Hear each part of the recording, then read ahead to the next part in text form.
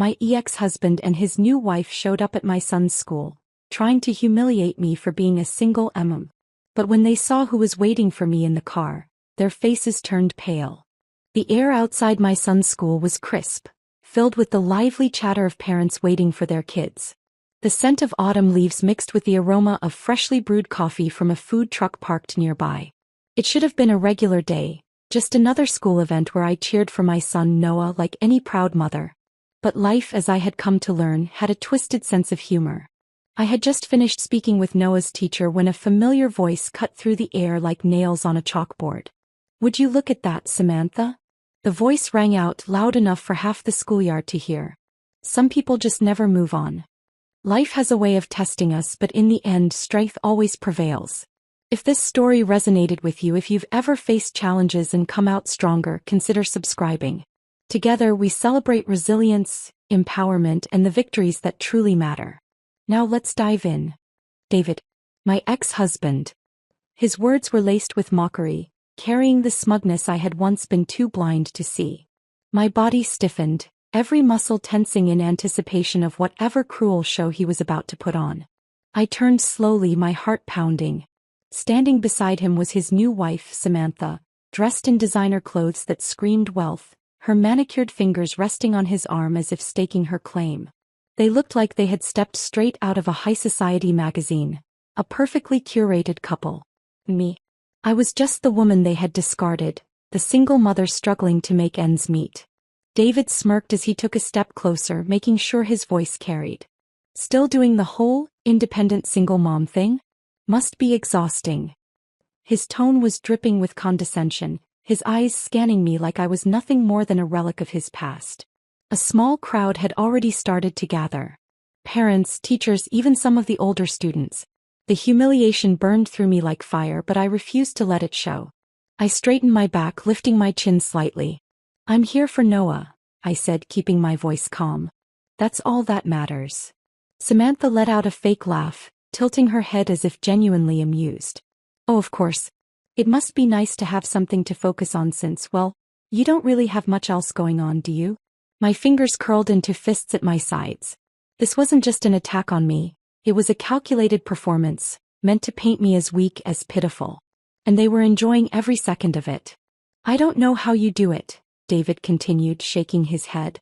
"Juggling work, parenting, bills, all alone. But hey, at least you're trying, right?" There was the final jab. The reminder that he had moved on to someone wealthier, someone who could provide him with a lifestyle I never could. I felt my breath hitch, but before I could respond, a teacher's voice interrupted. "Mr. and Mrs. Carter, this is a school event. Perhaps we should keep things civil." David barely spared the teacher a glance, his focus locked on me. "Oh, we are being civil. Just checking in on Mia. After all, it's not easy being alone.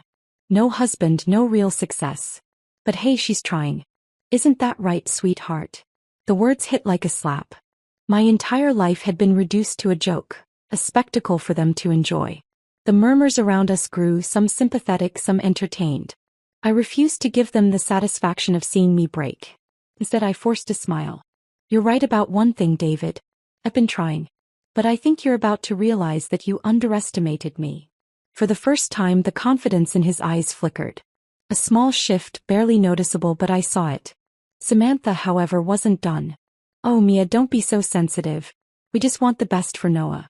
Maybe if you weren't so busy struggling, you could actually give him the life he deserves." A sharp inhale. A cold rush of anger. She had crossed the line. My son, my world, was now part of their cruel game. I took a step forward, closing the distance between us. "You don't get to talk about what's best for my child." My voice was steady, calm, but every syllable was edged with warning. "Noah is happy. He is loved. And unlike some people, I don't need to tear others down to feel important." Samantha's smile faltered. David stiffened. And then, as if the universe had impeccable timing, a sleek black luxury car pulled up to the curb. I turned to look and my heart pounded, not in fear but in anticipation. The driver stepped out first, dressed sharply, his presence exuding power. And then the car door opened, and out stepped a man who carried himself with effortless confidence. James. His eyes met mine, warm and knowing, and in that moment I knew I wasn't just here to defend myself anymore. I was here to win. The crowd's whispers grew louder. David and Samantha exchanged a glance, confusion creeping into their expressions. "Who is that?" Samantha asked, her voice quieter now, lacking its earlier bravado. I let the silence stretch, enjoying the tension before finally answering. "Oh," I said, tilting my head slightly. That's the person waiting for me in the car." And just like that, the air around us shifted. David's face drained of color. Samantha's eyes widened, her fingers tightening on her designer bag. For the first time, they weren't the ones in control. For the first time, they were the ones caught off guard. And I wasn't done yet. I turned to James, smiling. "Shall we?" He returned the smile, stepping closer. "Whenever you're ready." The crowd was silent now, all eyes on us. And David? He looked like he had just seen a ghost. David's expression was frozen in place, his eyes flicking between me and James like he was trying to piece together a puzzle he had never even considered before. Samantha, usually so composed, had lost her usual smugness. Her grip on David's arm had tightened, her fingers digging into his sleeve as though she could somehow anchor herself back into control. But it was too late. The power had shifted. James, effortlessly confident, adjusted his cufflinks as if he had all the time in the world. He turned to me with an easy smile, completely ignoring the stunned onlookers. "So, do you want to stay and entertain them, or are we heading out?" His voice was smooth, casual, but there was something else beneath it. A quiet authority that made everyone around us take notice. I let the silence stretch, savoring the way David's confidence crumbled in real time. He had spent years painting me as a struggling single mother, someone barely scraping by, someone easy to pity. And now, right in front of his eyes, I was something else entirely. I finally spoke, my voice steady. "I think I've spent enough time here." James nodded, placing his hand lightly on the small of my back as he guided me toward the car. The gesture was subtle, but it sent a clear message. One David and Samantha understood all too well. I wasn't alone. I wasn't weak. And I wasn't someone they could toy with anymore. But just as I reached for the door handle, David found his voice. "Wait." It wasn't the confident, taunting tone he had used earlier. It was strained, almost unsure. I turned back slowly, raising an eyebrow. "Something wrong?" David's mouth opened and closed as if he was struggling to find the right words. "Who is he?" The question came out more clipped than he probably intended. James chuckled, but he didn't answer. Instead, he looked at me, letting me decide how much I wanted to reveal. I let the moment linger before finally speaking. "James and I go way back." I saw the flicker of confusion on David's face before I continued. "We met years ago, before everything." I let my gaze settle on Samantha then, watching as realization began to dawn in her eyes. David frowned. "And now what? You're dating him?" I tilted my head slightly. "Does it matter?" Samantha's voice was sharper now, her insecurity slipping through. "It's just a little surprising, that's all. We didn't know you had someone." The hesitation in her voice was almost amusing. James, still perfectly composed, finally spoke. "Some people don't need to broadcast their relationships for attention." He said it lightly, but the meaning was clear. David and Samantha had spent years flaunting their relationship, using it as a way to humiliate me. And now the roles were reversed. David exhaled sharply. He stopped himself, then shook his head. "I just don't get it. You never mentioned him before." I smiled, but there was no warmth in it. "Why would I? You never cared about my life after you left. You were too busy proving how much better off you were without me." The sting in my words landed exactly where I wanted them to. David flinched, his jaw tightening. Samantha, desperate to regain control, folded her arms. "So what is he? A lawyer? A business owner?" She tried to sound casual, but the unease in her voice was unmistakable. James let out a low chuckle, his expression amused. "I own a few businesses, yes." David's gaze sharpened. "Which ones?" James shrugged as if the details weren't important. "You might have heard of them." That was the moment Samantha's face paled. He had heard of him. Recognition flickered across her expression, and I knew she was beginning to connect the dots. James wasn't just someone from my past. He was someone important. David, oblivious to her reaction, pressed on. "So you two are together?" I didn't answer right away. I wanted him to sit with the uncertainty. Finally, I said, James has been in my life for a long time. Unlike some people, he actually values me. The words landed with precision. Samantha glanced at David then, her grip on his arm loosening. It was subtle, but I noticed. He was seeing him in a different light now. For the first time, she was realizing that the man she had chosen, the man she had helped destroy my life, wasn't as untouchable as she once believed. David exhaled sharply, rubbing a hand over his face. This wasn't how I thought things would go. I laughed softly. Oh, I know. There was something deeply satisfying about watching the man who had once shattered me now grappling with his own emotions. For years I had let him dictate the narrative. I had allowed him to make me feel small. But today, here in front of everyone, the power dynamic had shifted. I turned back toward the car, placing my hand on the door handle. I think we're done here. David took a step forward. Mia, wait. I glanced over my shoulder. Why? He hesitated. I didn't expect this. I raised an eyebrow. You didn't expect me to move on? To be happy? To be with someone who actually respects me? His silence was answer enough. Samantha cleared her throat, clearly uncomfortable. We should go, David. He hesitated for a moment longer before finally nodding. Yeah.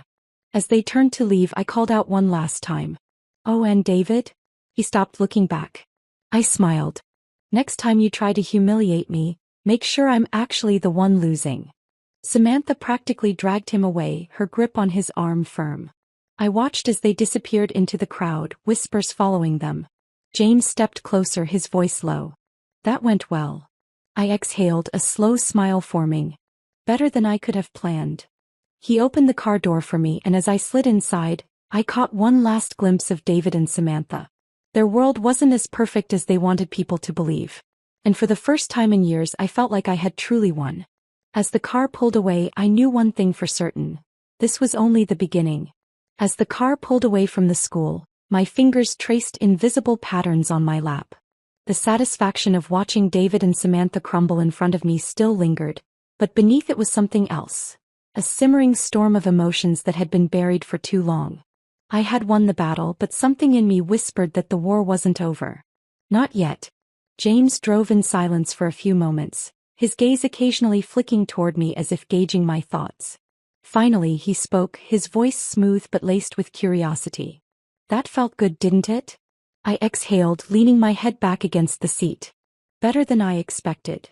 He chuckled, tapping his fingers against the steering wheel. David looked like he saw a ghost.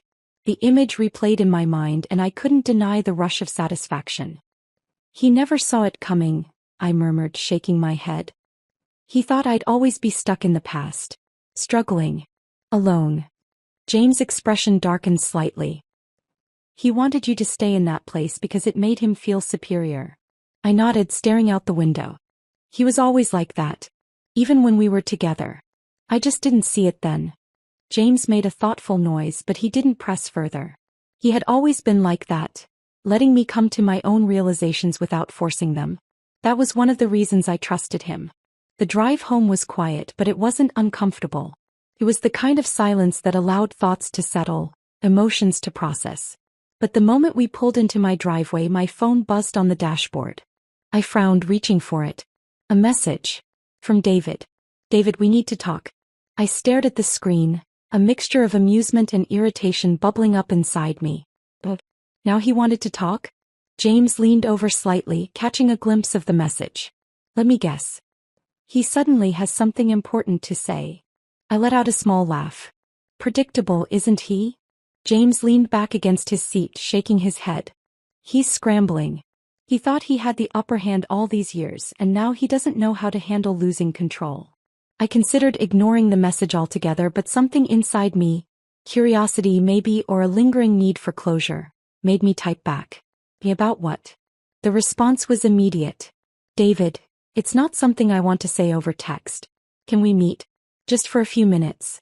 I hesitated. Every instinct told me this was a bad idea, but at the same time, there was a part of me that wanted to see just how much he was unraveling.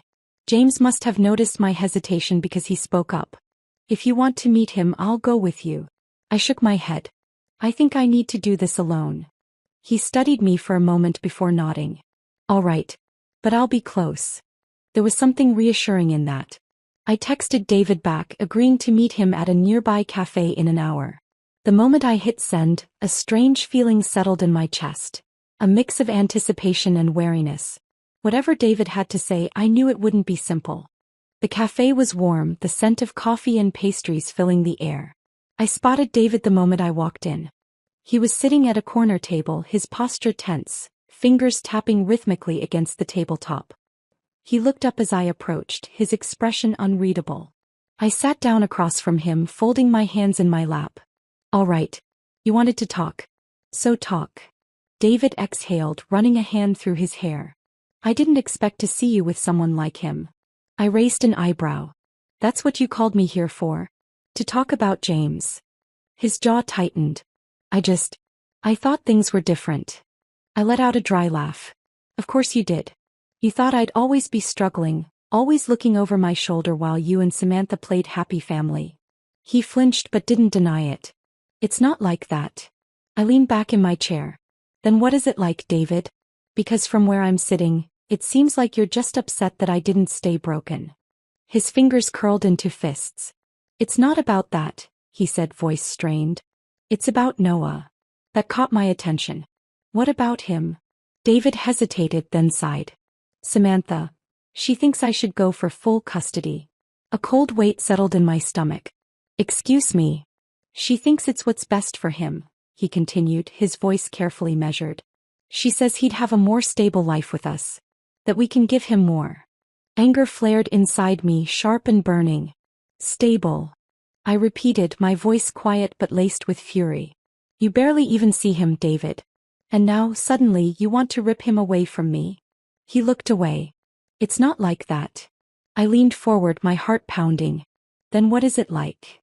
He exhaled slowly. Samantha, she's been pushing for it. She thinks we can offer him better opportunities. That you're too caught up in, he hesitated. Too caught up in what? I demanded. His jaw clenched. In your new life. The realization hit me like a slap. This wasn't about Noah. This was about control. About the fact that I was moving on, that I wasn't the woman he had left behind. I let out a slow, measured breath. You're not taking him from me. David's eyes flickered with something, regret maybe or frustration. I don't want to fight, Mia. I laughed, but there was no humor in it. Then don't. Silence stretched between us, thick and suffocating. Finally, David rubbed a hand over his face. I didn't think you'd ever move on. I studied him, really studied him. For years I had thought of him as this invincible figure. Someone who had hurt me and walked away without consequence. But now I saw something else. A man who had spent so much time looking down on me that he had never considered the possibility that one day, I'd be standing taller than him. I stood, my chair scraping against the floor. Noah is staying with me. And if you even think about trying to take him, I will fight you with everything I have. David didn't answer right away. Then finally he sighed. I didn't expect this. I smiled, but there was steel behind it. You never did. And with that I walked away. As I stepped out of the cafe, the cold air wrapped around me, but inside I felt nothing but fire. This wasn't over. Not by a long shot. As I stepped out of the cafe, the weight of David's words still lingered in my chest, but something inside me had shifted. This wasn't just about custody. This was about control. David and Samantha didn't want what was best for Noah. They wanted to win. They wanted to take the one thing that kept me grounded, the one thing they thought would break me completely. But they had made a mistake. A grave one. They underestimated me. I inhaled deeply, the crisp air burning my lungs, but I welcomed it. I needed clarity and I needed to act fast. James was waiting for me in the car, his expression unreadable as I slid into the passenger seat. He didn't ask questions right away, simply watching as I processed the storm inside me. They're trying to take Noah, I finally said, my voice steady but laced with something colder than anger, determination. James sighed, but his grip on the steering wheel tightened. I had a feeling this wasn't over. I looked at him, my jaw tightening. They think I'm distracted. That I'm too caught up in my new life to fight them. He turned to face me fully, his dark eyes narrowing slightly. Then they clearly don't know who they're dealing with. A small smile ghosted my lips. No, they don't. But they will. James studied me for a moment then nodded. So what's the plan? That was the thing, I didn't have a plan. Not yet. But I knew I needed to be careful. Custody battles were brutal and I couldn't afford to make a single misstep. For the next few days I worked in silence, gathering every piece of information I could. I dug through old emails, messages, financial records, anything that could paint a clear picture of who David really was.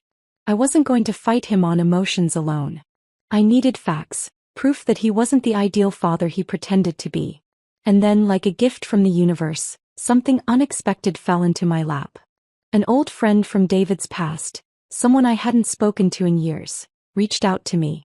Apparently, David had burned more bridges than I realized.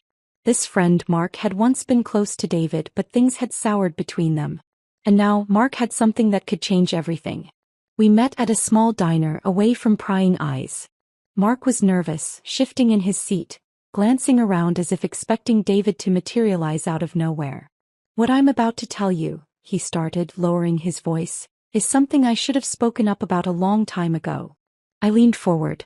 I'm listening. Mark exhaled slowly, then pulled out his phone. David has been lying to everyone. You, Samantha, the court, even his own friends. I stiffened. What do you mean? He tapped a few buttons on his phone before turning the screen toward me. My stomach twisted as I read through a series of messages. They were from David, to another woman. A woman who wasn't Samantha. Mark continued, he's been seeing her for over a year. And that's not the worst part. He's been funneling money into a separate account, hiding assets, moving things around. I felt my pulse quicken. If this was true, it could be the break I needed. Mark watched me closely. I have more. Emails, transactions, even a few recorded calls. He's been setting himself up in case things with Samantha fall apart. I leaned back, exhaling sharply. And why are you telling me this? Mark's expression darkened. Because I know what kind of person he is. And I know he doesn't deserve custody of Noah. I've seen the way he treats people once he's done with them. I nodded slowly. And what do you want in return? Mark shook his head. Nothing. Just do what you have to do. For the first time in weeks, I felt something close to relief. I had everything I needed to dismantle David's perfect little world. I spent the next few days carefully compiling everything. James helped me, using his connections to verify details, ensuring that nothing could be dismissed as a misunderstanding. We built a case, not just against David's fitness as a parent, but against his credibility as a whole. And then when everything was perfectly in place, I made my move. David and Samantha had planned a grand dinner party at their house, a gathering of influential people. Lawyers, colleagues, even some of the parents from Noah's school. They wanted to show the world their perfect life, their stability. I decided to show up. Uninvited. The moment I walked through the doors, conversations stilled. Samantha's smile froze in place and David's grip on his wine glass tightened. What are you doing here? He asked, his voice low. I smiled, tilting my head slightly. Oh, I just thought I'd stop by. Catch up. Samantha stepped forward, her expression guarded. This isn't the place, Mia. I chuckled. Oh, but I think it is. I reached into my bag and pulled out a small envelope, sliding it onto the table between them. Go ahead. Open it. David hesitated before finally picking it up. The moment his eyes scanned the contents, his face lost all color. Samantha leaned in, her confusion turning to horror as she read the same documents. Bank transfers. Emails. Screenshots of conversations. Evidence of David's hidden life. The whispers around us grew louder. Samantha turned to him, her voice shaking. Is this true? David stammered, his usual arrogance crumbling. Samantha, listen, it's not what it looks like. I laughed softly. Oh, it's exactly what it looks like. Samantha's gaze snapped back to me, a mixture of anger and betrayal swirling in her eyes. You knew. I met her stare head-on. Not for long. But long enough. The room was silent now, all eyes on David. Samantha's face twisted with fury before she turned and in one swift motion, threw the contents of her wine glass in his face. Gasps erupted from the crowd. I leaned in close, just enough for only him to hear. You tried to take my son from me. Now you're going to lose everything. And with that, I turned on my heel and walked out. The night air felt electrifying, the weight of years of humiliation lifting off my shoulders. James was waiting by the car, his expression unreadable. That was bold. I smirked. That was just the beginning. David had played his game. Now it was my turn. As I walked out of David and Samantha's grand dinner party, a weight I hadn't even realized I was carrying lifted from my shoulders. The night air felt crisp against my skin, a stark contrast to the heat of emotions still burning inside. I had delivered my final move, but I wasn't done watching the pieces fall exactly where they needed to. James leaned casually against the car, his hands in his pockets, his gaze steady as he watched me approach. That was quite the spectacle, he mused, a smirk playing at the corners of his lips. Samantha looked like she was about to combust. I let out a slow breath, shaking my head. She just found out the perfect life she built was a lie. She's going to do one of two things: fight for David or destroy him. James tilted his head slightly as if considering the possibilities. I'd bet on the latter. I nodded. So would I. We got into the car, but I wasn't ready to drive away just yet. Instead, I turned in my seat, my fingers drumming lightly against the dashboard. Give it 20 minutes, I said, my eyes locked on the grand house through the rearview mirror. Then we'll see the real fallout. James chuckled but didn't argue. He knew I wasn't one to leave loose ends. Sure enough, 20 minutes later, the front door of the house burst open and Samantha stormed out. Even from this distance, I could see the pure fury radiating off her. She was gripping her phone in one hand, her expression twisted with rage as she tapped furiously at the screen. A few seconds later, David followed, looking disheveled, his face red with frustration. He tried grabbing her arm, but she yanked it away, shouting something I couldn't hear. I leaned back in my seat, satisfied. She's done with him. James let out a low whistle. That was fast. I shook my head. She never loved him. She loved the life he gave her. And now she realizes that life was a lie. As we watched, Samantha climbed into her car, slammed the door shut and sped off without looking back. David stood frozen in place for a moment before throwing his hands up in exasperation and storming back inside. I exhaled slowly, the reality of it all settling in. The man who had once humiliated me, torn my life apart, and tried to take my son away had just lost everything in the span of a single night. And the best part? It wasn't over yet. James turned the engine on, the low hum filling the quiet space. Where to now? I smiled, looking ahead. Home. I need to be with Noah. The drive was quiet, peaceful. Unlike the tension-filled nights I used to endure when David still held power over me, this felt different. This felt like freedom. When I arrived home, the house was silent except for the soft ticking of the clock in the hallway. Noah was already asleep, his small figure curled up beneath his blankets. I knelt beside him, brushing a strand of hair from his forehead. He stirred slightly but didn't wake, his breathing steady. Everything I had done, every step, every decision had been for him. To ensure he would never grow up believing that power meant crushing others beneath you. That love was conditional.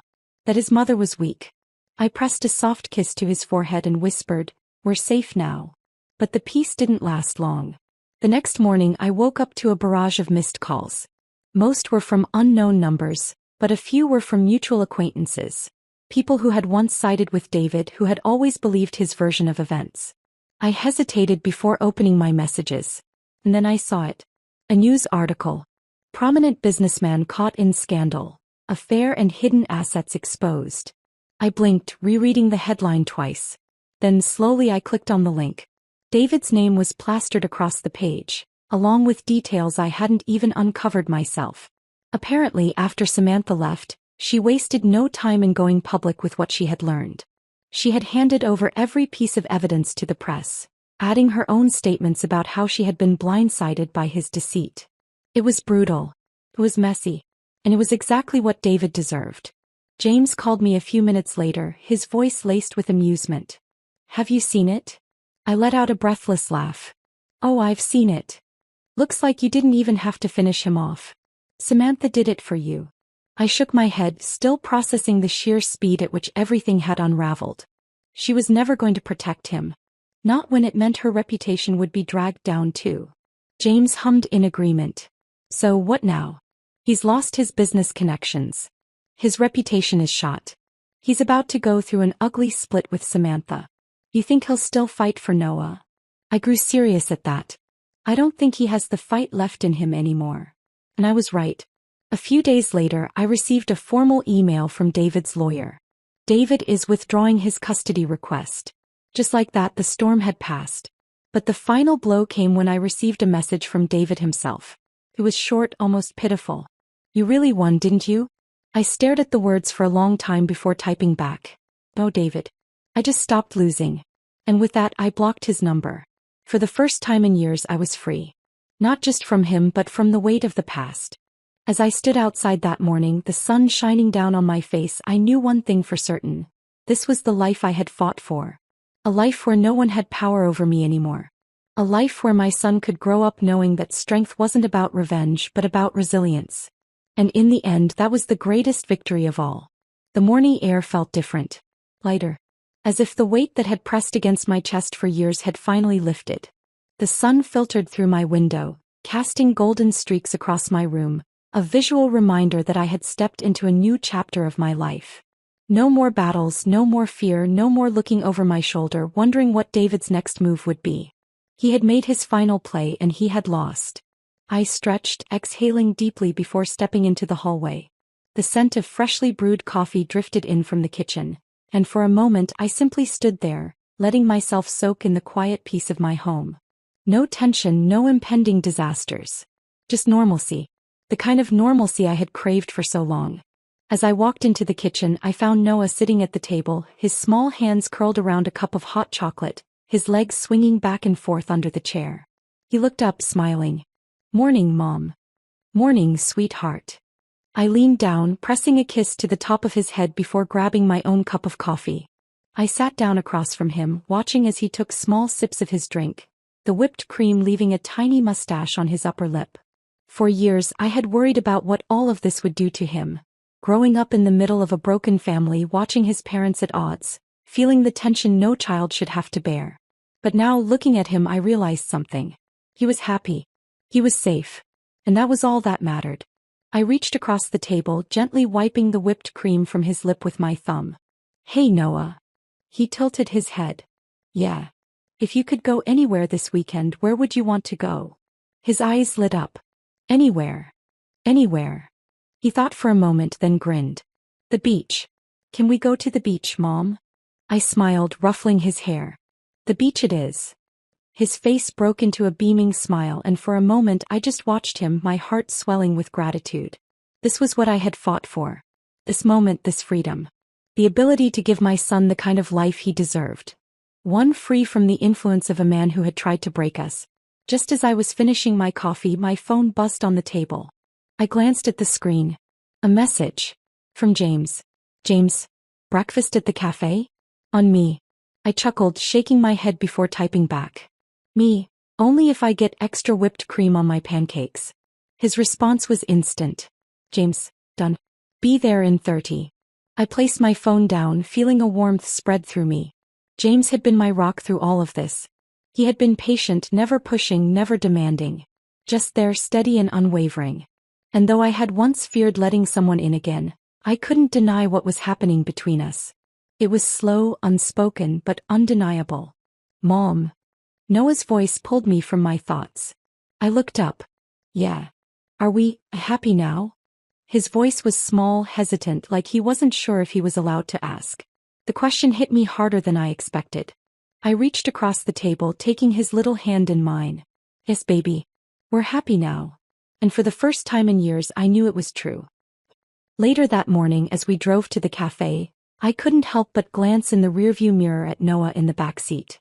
He was humming a song under his breath, his fingers drumming against the window as he stared out at the passing buildings. I turned my focus back to the road, my grip on the steering wheel tightening slightly. David was gone from our lives. But I knew there would always be moments, holidays, birthdays, school events, where he would try to reinsert himself.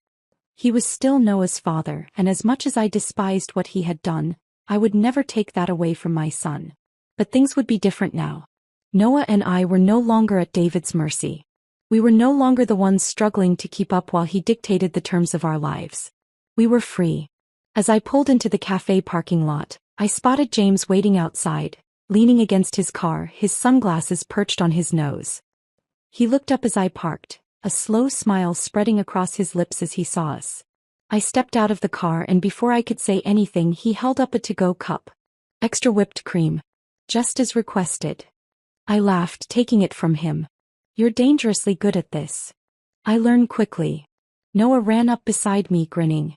Are we getting pancakes? James crouched down to his level, nodding. The biggest ones on the menu. Noah cheered, grabbing my hand and pulling me toward the entrance. Come on, Mom. We have to beat James to the best table. I let him drag me along, my heart full in a way I hadn't felt in years. As we sat down inside, I felt James' hand brush lightly against mine just for a second. I looked up at him, meeting his gaze, and in that moment, something unspoken passed between us. A promise. Of healing. Of moving forward. Something new. I exhaled, smiling softly. For so long I had believed that revenge was the only way to find closure. That watching David's life crumble would be the moment I finally felt at peace. But now, sitting here with my son and the man who had stood by my side through it all, I realized something. Happiness was the best revenge. Not bitterness. Not anger. Just this. A life well lived. A future filled with love, with laughter, with endless possibilities. David had tried to break me. He had tried to take everything. But in the end I had won. Because I had chosen to move forward. And I wasn't looking back.